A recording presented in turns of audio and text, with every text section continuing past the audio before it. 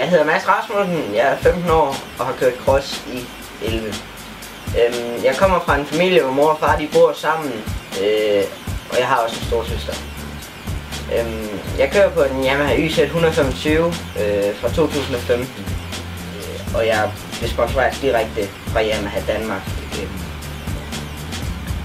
De giver en rigtig god pris på den, og så er der nogle sponsorer, der gør, at vi kan købe os til resten. Jeg har jo SMX, som der forhandler X-Brand og Denicol og Deft. X-Brand det er briller, Denicol det er olie, og Deft det er handsker. Så har jeg specialmontering, som der er egentlig teamet. Det er ham, der sørger for alt og sørger for, at det hele kan køre rundt. En slags manager.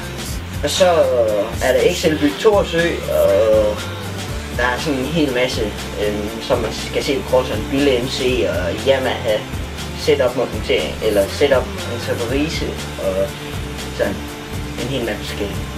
Selvfølgelig kunne det er altid godt med mange baner, så der er mange træningsmuligheder, så man har flere baner at øve sig på. Altså, man bliver ikke god, hvis man kun kører på én bane hele tiden. Hvis for eksempel vi kører kun på Randers, så bliver jeg kun god på den bane, men så bliver jeg ikke god, når vi skal køre på Sønderborg. Så derfor så træner vi rundt i hele Danmark. Vi kan også til Sjælland og træner. Så selvfølgelig vil det være godt med nogle flere baner i Danmark. Normalt, når vi kommer ud på en træningsbane, eller på en træningsdag, hvor det kun er mig og far, der er der, så kører jeg en træning på en halv time, og så kører jeg ind og holder pause i en halv time. Og i den halve time, jeg holder pause, der sørger jeg for at få noget drik og en genærende kost, så jeg er klar til næste træningsplads. Vi kører løb stort set hver weekend hen over sommeren, og her om vinteren der er der rigtig meget træning. Det hele gør sig klar til næste sæson.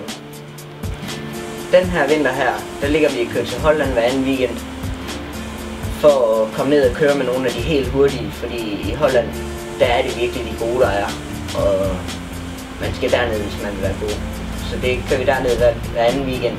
Jeg vil køre cross, så længe jeg kan, men selvfølgelig, jeg vil ikke sætte liv på spil for det, så hvis der kommer en skade, der gør, at det bliver for farligt at køre, eller der kommer et eller andet økonomisk, der gør, at jeg ikke kan blive det, så vil jeg selvfølgelig stoppe.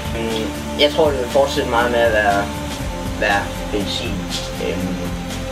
Da el det ikke har den samme effekt, og de ikke rigtig kan vinde ind. For eksempel et mærke som KTM, de har prøvet at lave en, men de kan ikke rigtig få dem til at vinde ind.